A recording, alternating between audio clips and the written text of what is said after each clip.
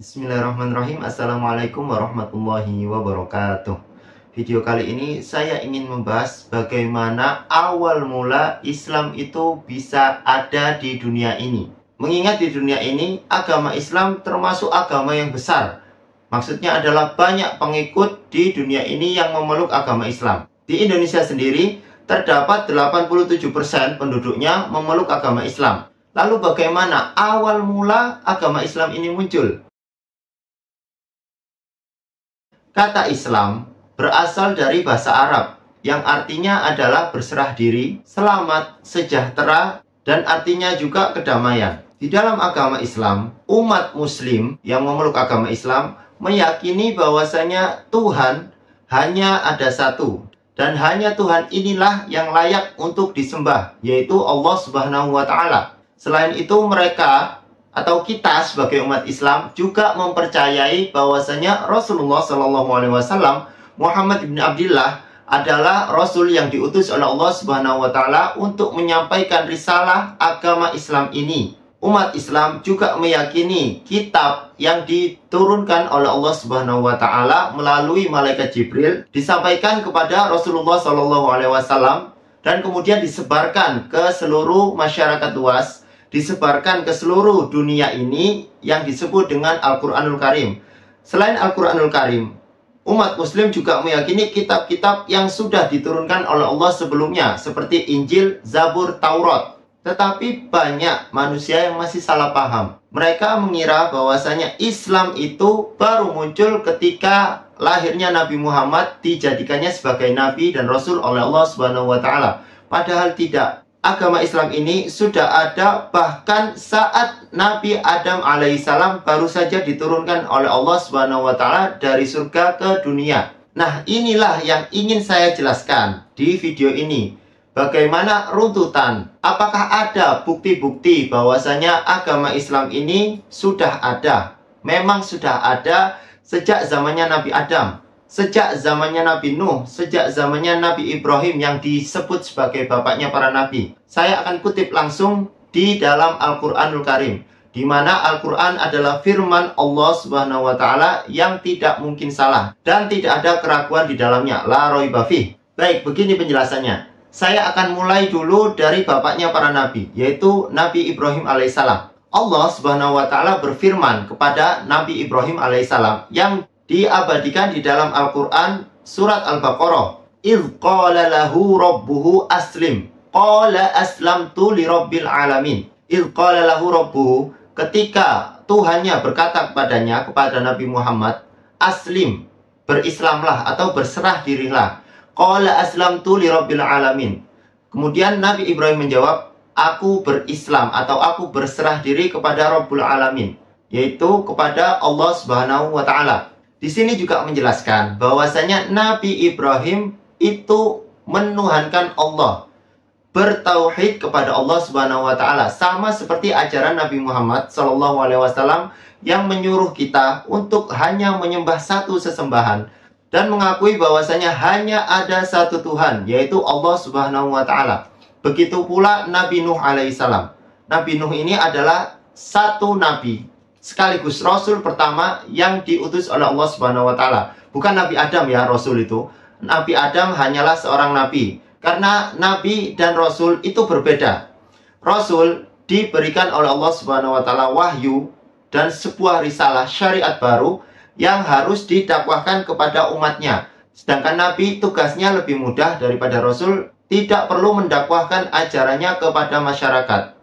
Artinya tidak diberi syariat baru, hanya menjalankan atau meneruskan syariat yang sudah dijelaskan atau disebarkan oleh Rasul yang telah lalu atau Rasul sebelumnya. Itulah Nabi. Nabi Nuh alaihissalam juga orang yang memeluk agama Islam. Beliau mendapatkan wahyu yang sama seperti wahyu yang diberikan oleh Allah Subhanahu wa Ta'ala kepada Nabi Muhammad SAW. Allah berfirman di dalam Al-Quran, "Inna auhayna ilaika kama auhayna ila Nuhin wan nabiyya min ba'di." Nah, ini Allah Subhanahu wa Ta'ala berfirman kepada Rasulullah SAW, Nabi Muhammad SAW. Apa yang Allah katakan? Inna auhayna ilaika, sesungguhnya kami telah mewahyukan kepadamu kama auhayna ila Nuhin, sebagaimana kami wahyukan kepada Nuh, wan nabiyyina min ba'di, dan nabi-nabi setelahnya, maksudnya setelah dari Nabi Nuh, karena kita tahu bahwasanya Nabi Muhammad adalah khatamul anbiya. Setelah Nabi Muhammad tidak akan ada nabi-nabi baru yang Allah utus untuk umat muslim. Di sini Allah sebutkan Nabi Muhammad diberikan wahyu yang sama seperti wahyu yang diberikan oleh Allah kepada Nabi Nuh alaihissalam. Maka dari itu kita bisa simpulkan bahwasanya Nabi Nuh alaihissalam adalah umat muslim, sama seperti ajarannya Nabi Muhammad, sama seperti ajarannya Nabi Ibrahim alaihissalam. Kemudian kita lanjutkan lagi ke Nabi yang paling atas, bapaknya manusia, yaitu Nabi Adam alaihissalam. Bagaimana Allah menjelaskan bahwasanya Nabi Adam itu juga dipilih sebagaimana Allah memilih Nabi Nuh, sebagaimana pula Allah memilih Nabi Ibrahim alaihissalam. Kita coba lihat redaksi ayatnya di dalam Al-Quran. Allah Subhanahu wa Ta'ala berfirman, Innallaha astafa. Perhatikan kata-katanya. Innallaha astafa Adama wa Nuhan wa ala Ibrahima wa ala Imrana 'alal alamin. Jadi Allah Subhanahu wa Ta'ala Innallaha astafa, memilih. Memilih siapa? Memilih Adam. Sebagaimana Allah juga memilih Nabi Nuh. Sebagaimana Allah juga memilih keturunannya atau keluarganya Nabi Ibrahim. Sebagaimana Allah juga memilih keturunannya Imran. Jadi di sini kata kerjanya sama, Innallaha astafa. Yang dipilih itu siapa? Yang dipilih adalah Nabi Adam, Nabi Nuh, keluarga Nabi Ibrahim, dan keluarga Imran. Artinya sama, beliau kedudukannya sama, yaitu sama-sama sebagai Nabi, sama-sama diberikan ajaran Islam, sama-sama diberikan wahyu untuk bertauhid kepada Allah Subhanahu wa Ta'ala.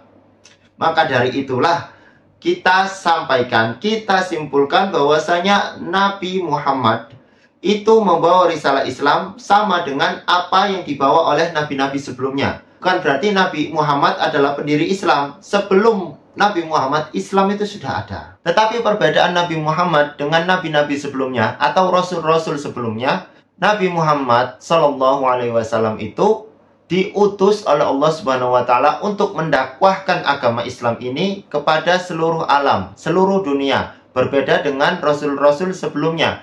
Rasul-rasul sebelumnya diutus hanya untuk kaumnya. Seperti Nabi Musa alaihissalam diutus hanya untuk kaum Yahudi yang pernah saya ceritakan di video Asal-Usul Yahudi, silahkan dicek. Baik, kita akan lanjutkan penjelasan bagaimana penyebaran agama Islam ini. Kita akan mulai dari Rasulullah SAW. Beliau lahir pada tanggal 12 Rabiul Awal tahun Gajah atau sekitar 570 Masehi. Ayahnya bernama Abdullah dan ibunya bernama Siti Aminah. Beliau sejak kecil sudah yatim piatu, ditinggal oleh kedua orang tuanya. Dan yang merawat beliau, yang mendidik beliau adalah kakeknya, yaitu Abdul Muttalib. Setelah kakeknya wafat, beliau diasuh oleh pamannya yang bernama Abu Thalib. Ya, Abu Thalib adalah ayah dari Ali bin Abi Thalib. Sejak usia beliau belia, di umur 12, beliau sudah diajak oleh pamannya untuk berdagang. Sudah masyhur sebutan bahwasanya Rasulullah adalah pedagang. Dan pada saat berdagang itulah beliau juga bertemu dengan Khadijah yang akhirnya nanti menjadi istrinya Rasulullah yang pertama. Nabi Muhammad SAW hidup di zaman jahiliyah, di mana bangsa Arab pada saat itu sudah sangat tertinggal jauh oleh bangsa-bangsa yang lain. Terbelakang dari segi budaya, dari segi pengetahuan, maupun dalam segi moral. Pada zaman itu, mereka menyembah berhala-berhala seperti patung, kemudian matahari, hewan, bulan, bintang, bahkan angin. Walaupun angin itu tidak punya KTP. Kita lanjutkan. Pada saat beliau berumur 40 tahun, beliau sering untuk menyepi. Beliau merenung. Apa yang beliau renungkan ternyata bukan dirinya sendiri. Yang beliau renungkan adalah umatnya, adalah kaumnya. Bagaimana kebobrokan mereka, bagaimana rendahnya moral mereka, adabnya mereka dalam kehidupan sehari-hari. Karena memang di masa jahiliyah itu masa-masa yang bengis. Saya sudah pernah ceritakan di video sebelumnya, pada zaman jahiliyah itu, ketika seorang ibu melahirkan anak dan anak itu memiliki kelamin perempuan, maka bayi tersebut, bayi yang baru lahir itu dikubur hidup-hidup. Sebegitu bodohnya dan sebegitu keterbelakangannya moral mereka. Rasulullah SAW menyepi atau merenung ini di Gua Hira.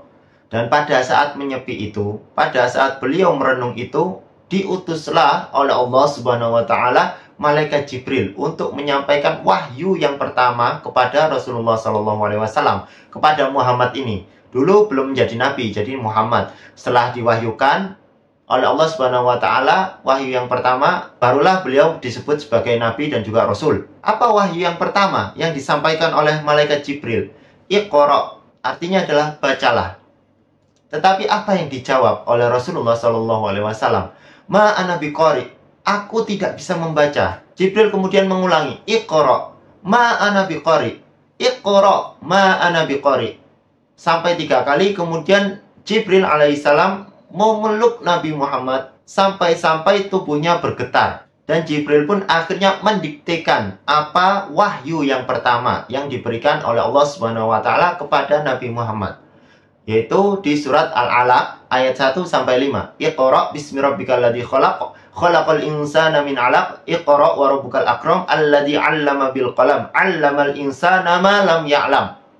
Itu adalah wahyu pertama yang diberikan oleh Allah Subhanahu wa taala melalui perantara malaikat Jibril, diberikan kepada Nabi Muhammad SAW.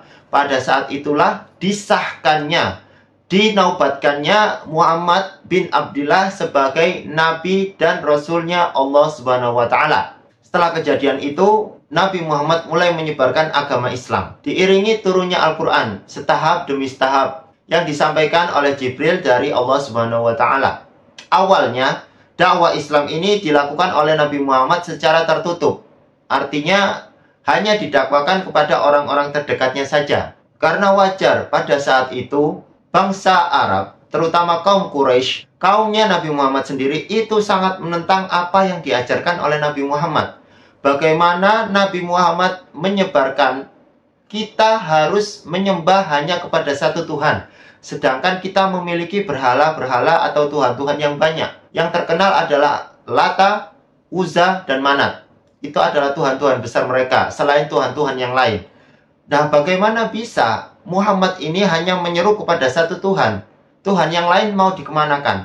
Itulah pemikiran orang-orang jahiliyah pada saat itu, yang menentang Nabi Muhammad. Sedangkan orang-orang yang tercatat sebagai manusia-manusia pertama yang memeluk agama Islam di eranya Nabi Muhammad adalah Siti Khadijah, istrinya Nabi Muhammad, kemudian Abu Bakar As-Siddiq, Ali bin Abi Thalib, dan yang keempat adalah Zaid bin Harisah. Seiring berjalannya waktu, pada tahun sekitar 613 Masehi, akhirnya Nabi Muhammad mulai mendakwakan Islam ini secara masif, lebih terbuka dari sebelumnya.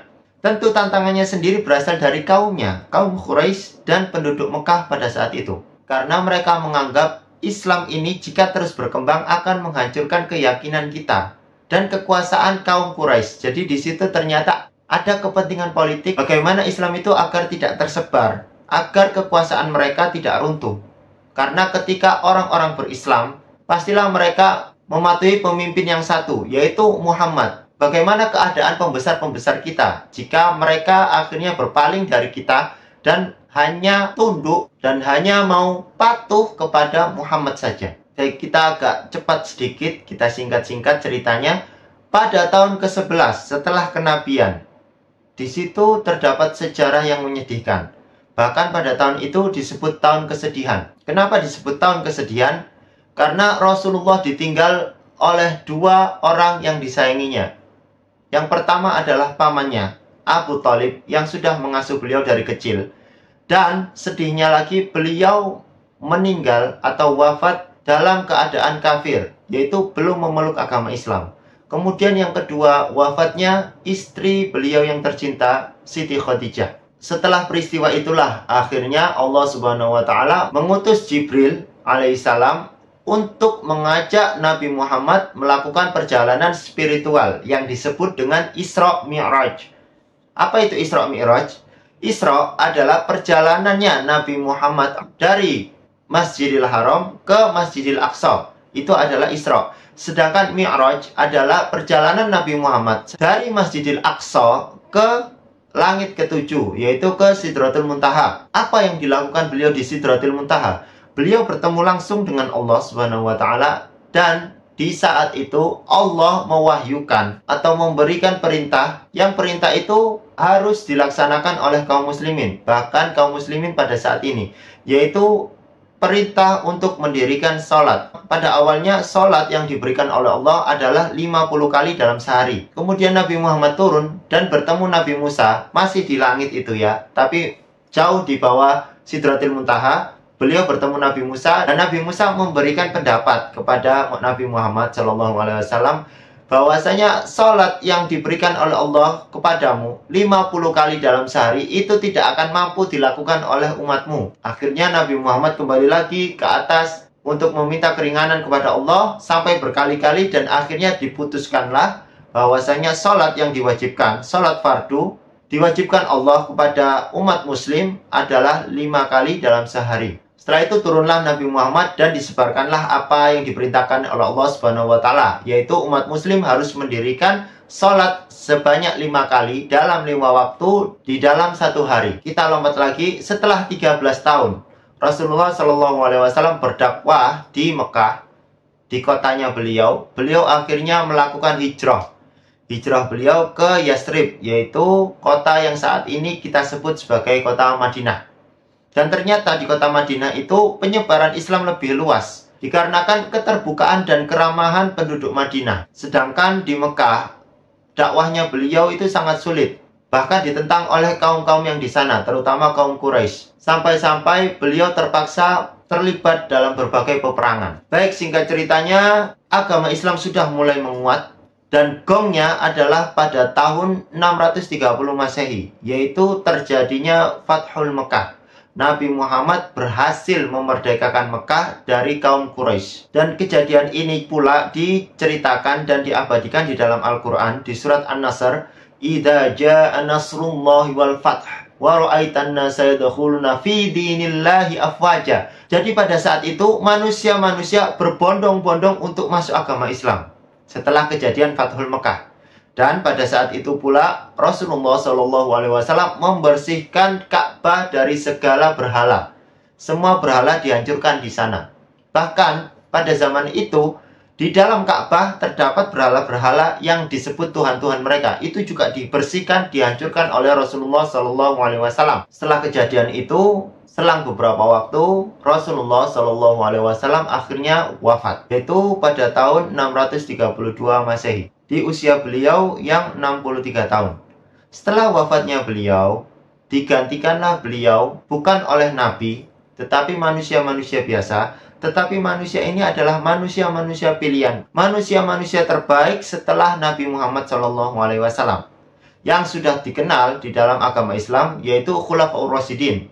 Ada Abu Bakar, kemudian dilanjutkan Umar, dilanjutkan lagi Utsman, dan yang terakhir dilanjutkan oleh Ali bin Abi Thalib. Apa sih gunanya khalifah ini? Khalifah ini adalah untuk memimpin kaum muslimin dan mengarahkan kaum muslimin untuk tetap beribadah kepada Allah Subhanahu wa Ta'ala dengan rel yang sudah ditetapkan, yaitu Al-Quranul Karim dan tuntunan Nabi Muhammad SAW. Setelah berakhirnya masa Khulafaur Rasyidin yang 4 itu, muncullah masa-masa dinasti di Jazirah Arab, seperti yang sudah kita kenal, dinasti Abbasiyah, dinasti Umayyah, dan kekuasaan itu menguat sejalan dengan menguatnya pengaruh Islam, bahkan hingga ke benua Eropa dan benua Afrika. Tidak juga terlewat benua Asia.